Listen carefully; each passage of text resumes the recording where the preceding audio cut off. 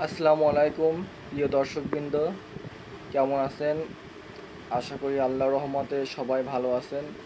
তো যে যেখান থেকে আমার ভিডিও দেখছেন সবাইকে জানাচ্ছি আমার পক্ষ থেকে সালাম। তো যারা নতুন দেখছেন আমার ভিডিও, তাদের কাছে আমার অনুরোধ থাকবে আমার চ্যানেলটিকে সাবস্ক্রাইব করে পাশে থাকুন। তো জীবনে অনেক কিছু ঘটে যায়, অনেক দুর্ঘটনা ঘটে। কেউ ভালোবেসে জীবন দেয়, কেউ উপবাসে যে পরিবারের জন্য কষ্ট করে, কেউ জবের জন্য বাসা ছেড়ে চলে যায়, কেউ মাটি খাটছে। হ্যাঁ বন্ধুরা, আমাদের জীবন প্রতিনিয়ত পরিবর্তন হচ্ছে। আপনার নিজেও বুঝতে পারবেন না আপনার জন্য কাল কি অপেক্ষা করছে। যারা বেশি অহংকারী, যারা বেশি অধৈর্যশীল, যারা বেশি ধ্বংসাত্মক, যারা হিংসাকারী, তাদের উন্নতি হবে বলুন? তারা সারা জীবন পরে উন্নতি দেখে চোখ রাগাবে।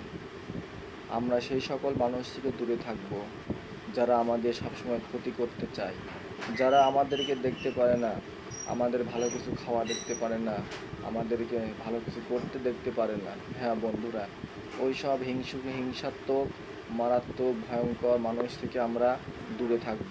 আসুন আমরা যত সম্ভব পারি ভালো মনোভাব সৃষ্টি করি, পজিটিভ মনোভাব সৃষ্টি করি, সকলের প্রতি সবাই সাহায্যের হাত বাড়িয়ে দিই। আমরা সবাইকে সবার প্রতি রহমত এবং সবার প্রতি সাহায্যের হাত বাড়িয়ে দিব। আমরা হিংসা বন্ধ করব, অহংকার বন্ধ করব, বৈষম্য বন্ধ করব। হ্যাঁ বন্ধুরা, সকলের জন্য সকল কিছু খোলা হোক, সবার মন সবার জন্য ভরে উঠুক মায়া মমতায়। আমরা বড়দেরকে সম্মান করব, ছোটদেরকে স্নেহ করব। আর এখন বর্তমান যে যুগ এসেছে, কেউ বড়দেরকে সম্মান করে না, ছোটদের স্নেহ করে না। আমাদের যারা নানা আছেন, দাদা আছেন, বড় আব্বা আছেন, তাদেরকে আমরা সবসময় সম্মান করব। আমাদের আশেপাশে যারা গুণী জ্ঞানী মানুষ রয়েছেন, যারা আলেম ওলামা রয়েছেন, আমাদের মসজিদের ইমাম আছেন, তাদেরকে আমরা দেখা হলে সালাম দিব, তাদের সাথে ভালো মন্দ কথা বলবো। আমার আমার শ্রদ্ধেয় মা বাবা আছেন, তাদেরকেও আমরা ভালোভাবে কথা বলবো, তাদের সাথে আমরা রাগারাগি করব না।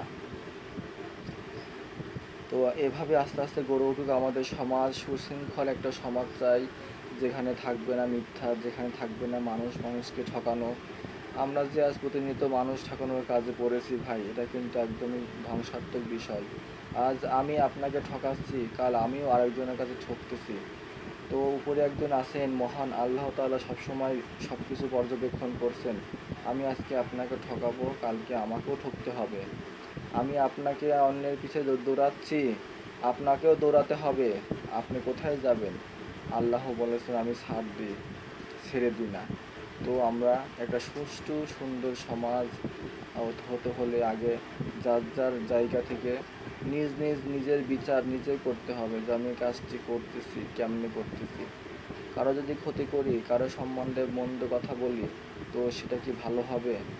আমরা তো নিজে বিবেকহীন মানুষ হয়ে গিয়েছি। আমরা পরের কষ্টে হাসি। আজ আজ আমরা পরের কষ্টে হাসি, আর যখন নিজে কষ্টে করি তখন কি বুঝি না যে হ্যাঁ, একজন মানুষ কষ্ট করলে বা কষ্ট করলে কেমন লাগে। তাই তো মহান আল্লাহ তাআলা রোজাকে ফরজ করেছেন। তোমরা ক্ষুধার যন্ত্রণা বুঝতে পারো না? গরিব মানুষ না খেয়ে থাকে, কত এতিম না খেয়ে আছে, তোমরা তাদের ক্ষুধা বুঝতে পারো না? তোমরা রোজা রাখো, তোমরা ক্ষুধার স্বাদ, না খেয়ে থাকার স্বাদ কি বুঝতে পারবে? তো যে যে জিনিসের মধ্যে যায় আসলেই সে সেই জিনিসটার বিষয়টা ভালোভাবে বুঝতে পারে। তো হ্যাঁ বন্ধুরা, আমরা সব কিছু প্র্যাকটিক্যালি সবাই করতে পারি না, কিন্তু যারা প্র্যাকটিক্যালি করছে তাদের কাছ থেকে আমরা শিখব, বড়দের কাছ থেকে শিখব, যার কাছ দিন জ্ঞানী আছেন যেসব ব্যক্তিরা, তাদের সাথে চলাফেরা করব। এভাবে এগিয়ে যাবে, আমাদের জ্ঞান বৃদ্ধি পাবে।